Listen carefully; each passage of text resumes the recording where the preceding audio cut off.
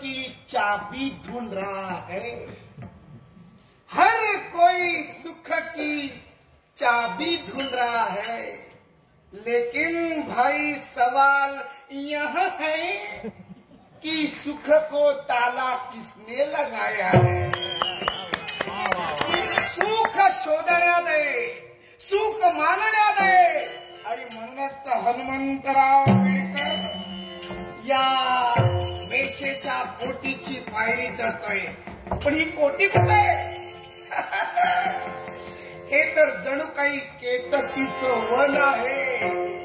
केतकीच्या वनी येथे कोणही चार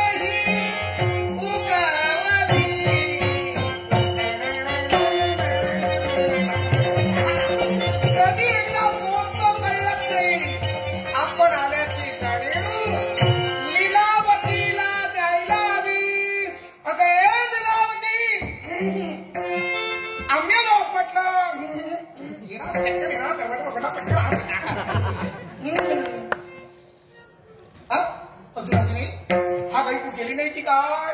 पुन्हा हात देऊया. लीलावती मी आलोय. अजूनही हा ऐकू गेली असेल, पण हाकेत जरा प्रेमळपणा वाटला नसेल. हात दिल्यानंतर हाकेत जिव्हाळा हवा, प्रेमळपणा हवा, ओलावा हवा. तेव्हा असंच करायला आता लीलू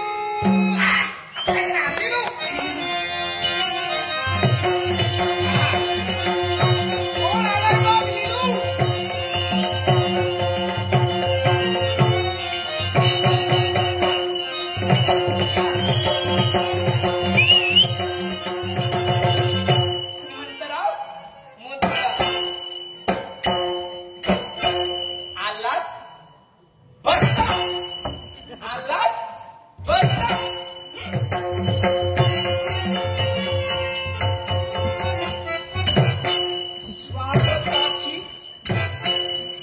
स्वागताची पद्धत बदलली की काय?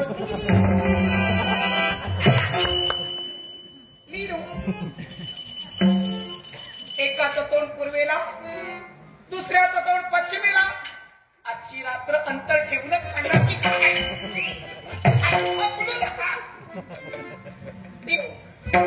हात लावू नका मला, मला शिवू नका. फाटलीस की काय?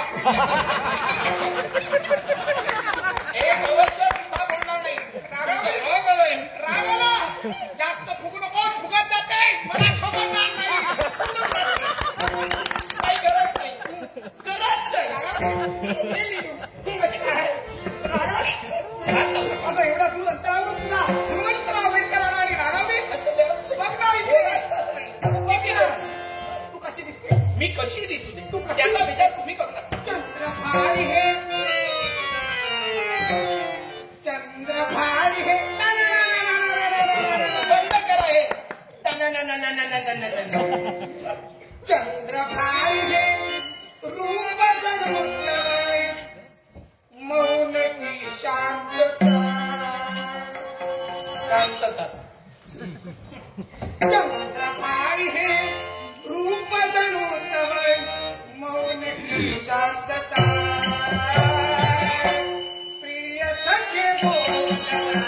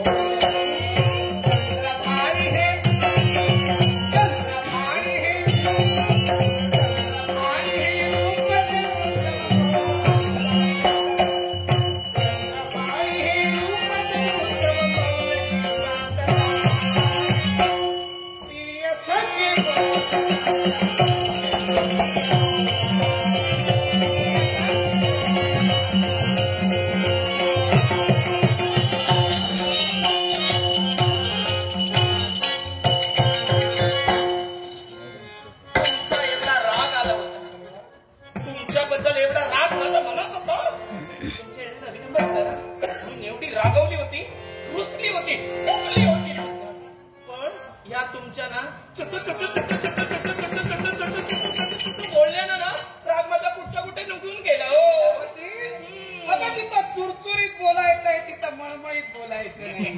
अरे काय ग रागावली होतीस, रागावली होतीस. बरोबर आहे. राग कुणावर असतो?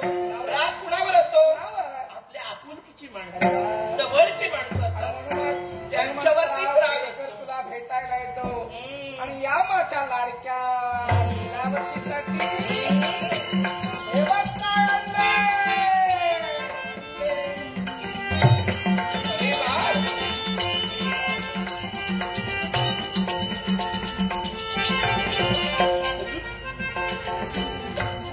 इतरत्र नवरे जसे आपल्या बायकांच्या गळ्यात चपलाचा हार घालतात तसा चपलाचा हार. अरे रे रे रे रे रे रे. काय झालं?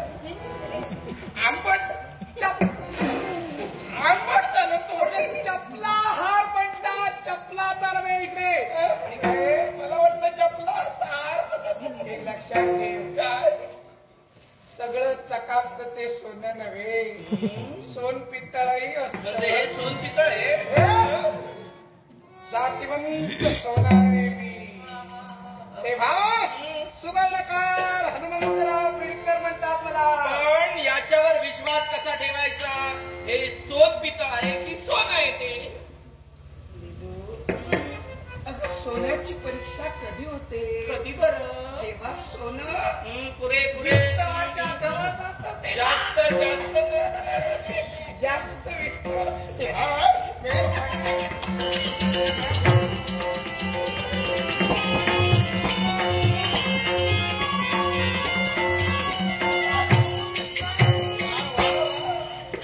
आता मी कसे दिसते?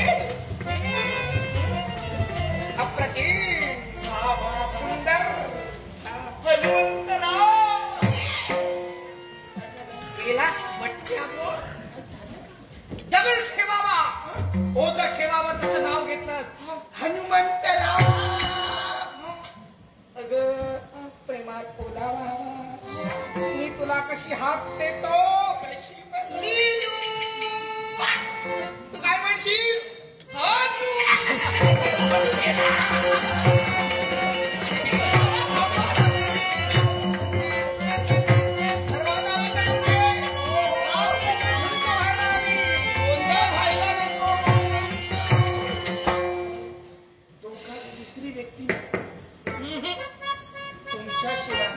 माझ्याशिवाय इथं कुणीच नाही. पण याच्या पुढे ही रात्र आपलीच आहे. माझ्याबद्दल तुम्ही कधीच केव्हा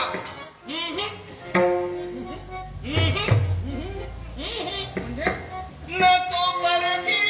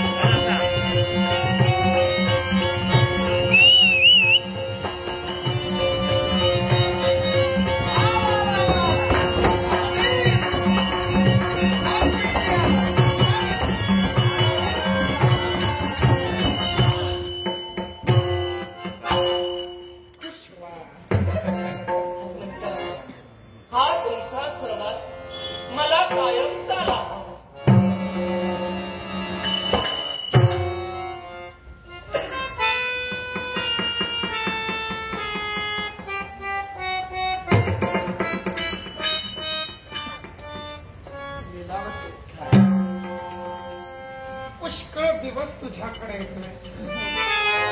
पण ज्या शब्दांची आतुरता या हनुमंतराव पेडकरला होती ते शब्द तुझ्या मुखातून आले. हा तुमचा सहवास मला कायम झाला. हनुमंतराव पेडकर तुझ्यापर्यंत येतानाच ठरवून आला होता. कारण या जगात प्रत्येक स्त्रीला अनमोल अशी वाटणारी गोष्ट, प्रत्येक स्त्रीला खऱ्या अर्थानं स्वाभिमानानं सन्मानानं जगायला शिकविणारी गोष्ट म्हणजे गळ्यात असणार मणिमंगळ. आणि त्याच मणिमंगळ सूत्र या लीलावतीच्या गळ्यात बांधून हनुमंतराव पेडकर आपली बायको तुला बनविणार. हनुमंतराव, कोण शब्द तुमच्या मुखातून सहज शब्द बाहेर पडला? ही लीलावती वेश आहे, ही लीलावती गणिक आहे. आणि या गणिकेच्या कंठी मणिमंगळसूत्र घालून सुखाचा संसार थाटण्याची स्वप्न कमी रचलं. हनुमंतराव, नाही विचार केला की असावा घडला, नाही विचार केला तुमच्या प्रतिष्ठेचा. कुणाची भीती? या समाजाची, या भयान राक्षसाची भीती. अगं हा समाज तीर्थ करू जातात त्याची म्हणतील कावळा. तीर्थाला जायला लागला की म्हणतात कावळा चालला. आणि नकरी त्याची म्हणती वावळा. थोडे खाय त्याची करतील टवाळी आणि अधिक खाय त्याची म्हणतील अमर्याया. समाजाची भीती हनुमंतराव पेडकरला. हनुमंतराव, मारणाऱ्याचा हात कुणी धरू शकतो पण असत्य बोलणाऱ्याची कोण नाही.